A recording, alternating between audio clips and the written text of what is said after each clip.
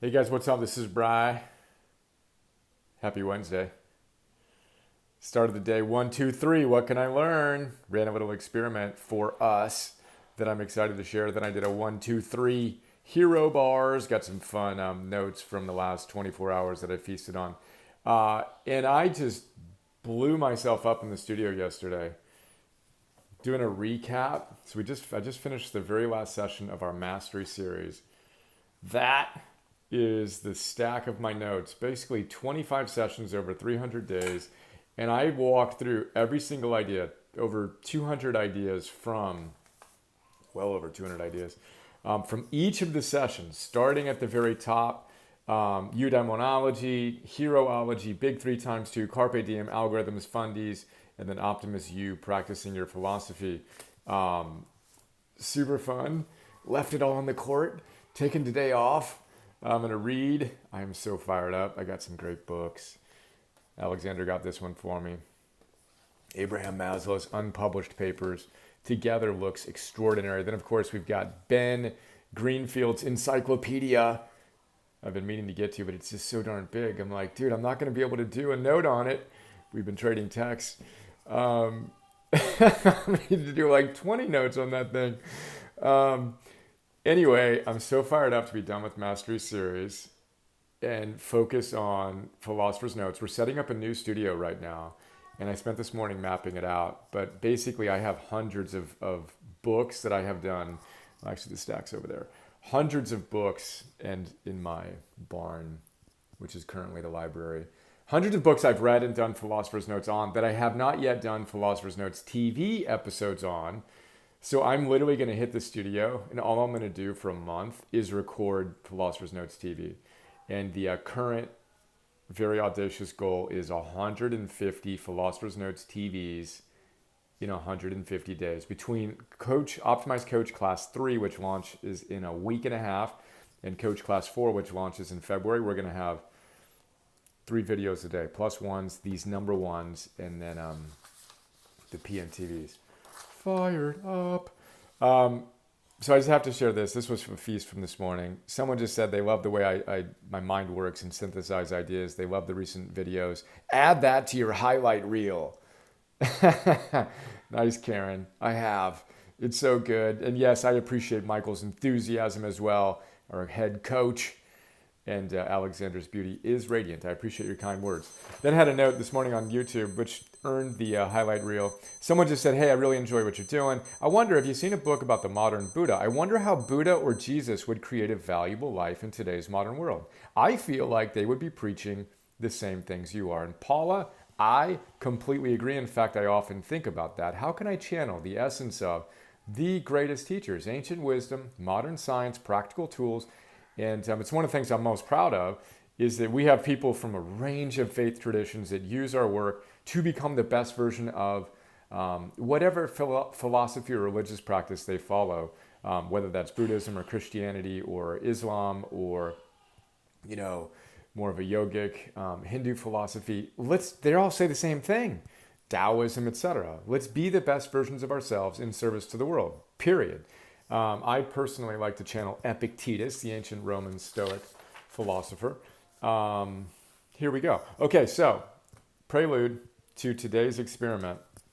So, again, I crushed it yesterday. I had a great chat with our head coach, Michael. Then hit the studio for 3 or 4 hours, and I went late. I never film until 5:30, but I was hitting it yesterday because I just wanted to get it done, and that required some focus. So it wisely told me, hey, strive for some balance. Your overall readiness is good, but let's balance activity and rest, right? But the real experiment here and why I got that message was I ran an experiment on getting out of bed earlier. So I got out of bed this morning at 4:54, and it said, late workout? Yeah, I was working out in the studio filming for our optimized coaches. So I didn't get as much REM sleep as they would like to see, which makes sense because you get REM sleep later in your sleep cycle. I'm actually really happy with the deep sleep. 2 hours and 5 minutes is a fantastic number. But the REM, that happens earlier in your sleep cycle, which is why if you eat late, you won't get as great of deep sleep because your body's working on digesting your food, not putting you into deep sleep where your lymphatic system's going to work, cleaning out your brain so you're less likely to get Alzheimer's, etc. Powerful stuff. But if you're not in bed long enough, then you won't get adequate amounts of REM sleep. So I'll just go straight. Actually, I go to readiness real quick. I'm actually really happy with the readiness score. I'm sorry, the heart rate variability. That's, again, off the charts. Awesome. I'm stoked about that. Resting heart rate 41. Resting heart rate variability 75. That's great. Whatever. And then here's the experiment. The experiment is I usually target spending 9 hours in bed. Right? And there's been sleep studies out of Stanford where they had Stanford athletes spend 10 hours in bed, and they increased the amount of sleep they got by a couple of hours, and their performance in their sports went way up.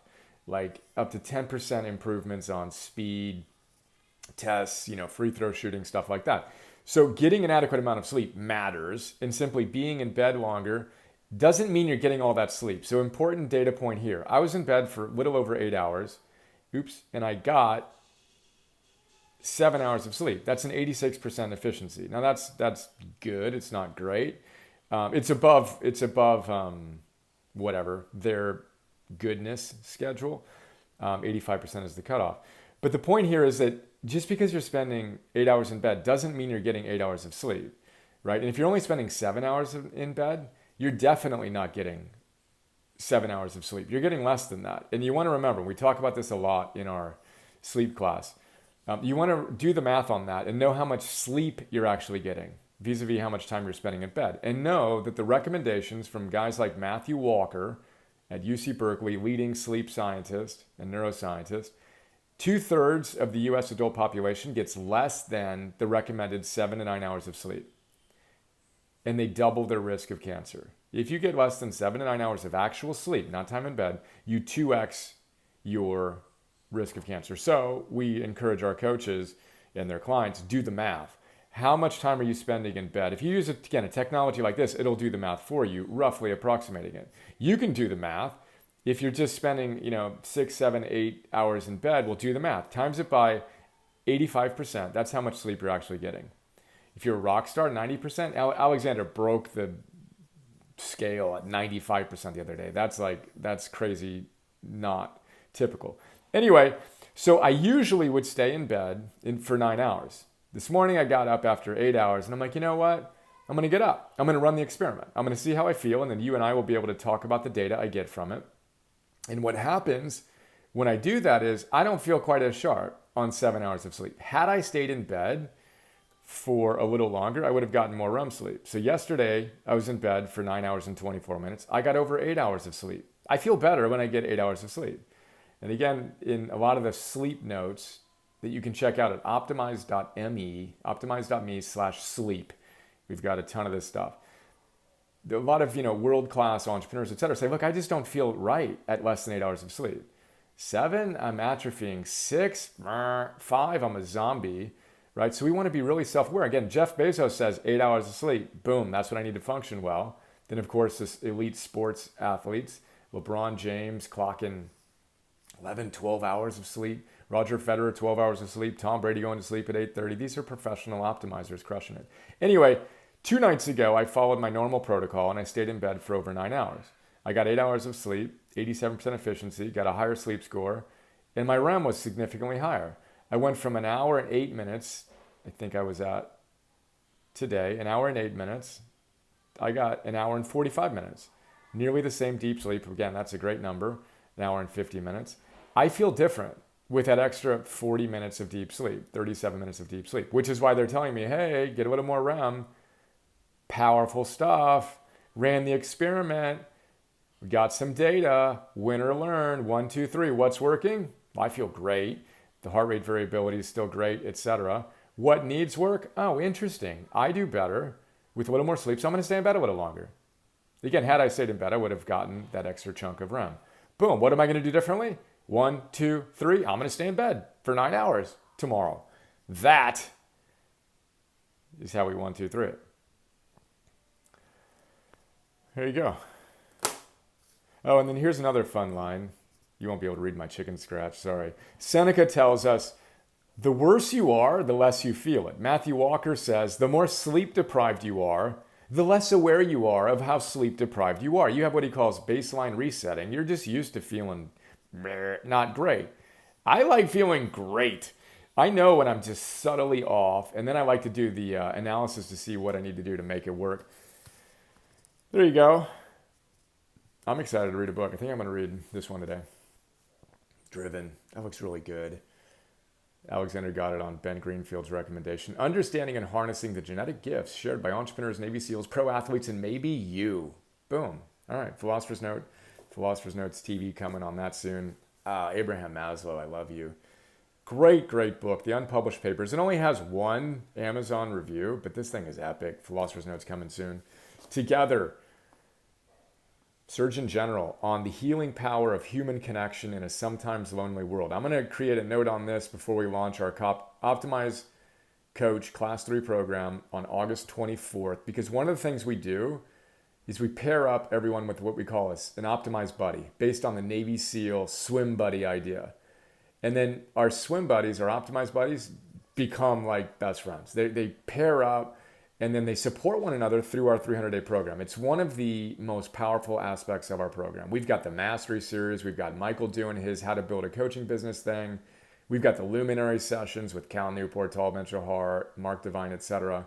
But it's the swim buddies being together that we have gotten so much positive feedback on. To be with someone who shares your values and who's really there for you in your corner, it gives me tears in my eyes, is awesome. And then Ben Greenfield, I've always said he's encyclopedic in his wisdom. So he puts out a book, and what does he do? He throws 600 big old encyclopedia pages at us. I'm excited to dive in, pull out a few big ideas, and crush that as well. All right, make today awesome. See you.